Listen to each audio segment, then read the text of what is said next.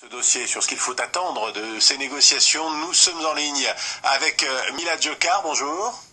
Bonjour. Vous êtes analyste politique, spécialiste de l'Iran et du Moyen-Orient. Alors il y a 10 jours, on y avait cru très fort, l'accord était à portée de main, et puis finalement il a capoté.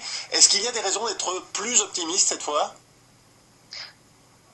Oui, il y a des raisons d'être optimiste. Il faut mesurer cet optimisme, sachant qu'il y a 10 jours, les attentes ont vraiment monté lorsque nous avons vu que tous les ministres des Affaires étrangères se sont déplacés à Genève. Et là, on a vraiment cru qu'ils se sont déplacés pour signer un deal.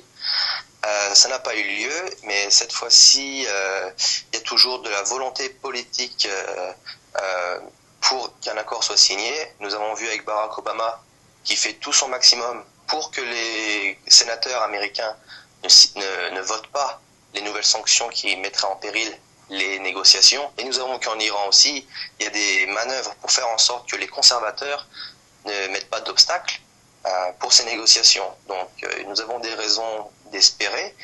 Et ce qui est important, c'est vraiment qu'il y ait des résultats, car s'il n'y a pas de résultats, même sur un résultat intérim qui est réversible, si ce n'est pas le cas, le retour à la maison de chaque camp va être plus difficile car il y aura plus en plus de pression.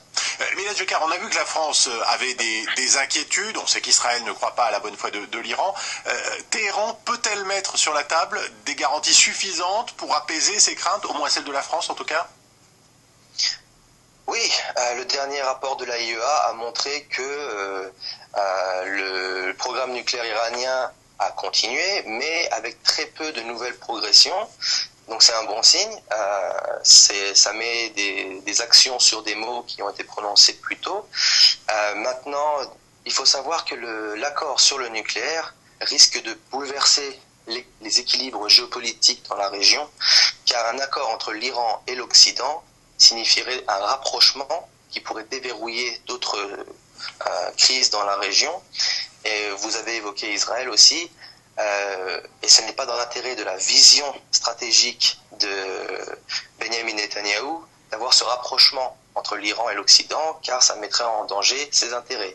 C'est un petit peu aussi le cas pour l'Arabie Saoudite, qui ne serait pas bénéficiaire de ce rapprochement entre l'Iran et l'Occident. Donc la France se retrouve entre un accord avec l'Iran, un accord qui est techniquement possible, les diplomates ont les clés pour signer cet accord, mais au niveau politique, il y a des choix stratégiques à faire, et c'est là qu'il faut trouver un compromis pour faire en sorte de signer un accord qui permettrait d'apaiser les tensions dans la région, mais aussi satisfaire nos alliés et nos partenaires stratégiques. Milad Jokhar, merci pour cette analyse, merci d'avoir été avec nous ce matin sur France 24.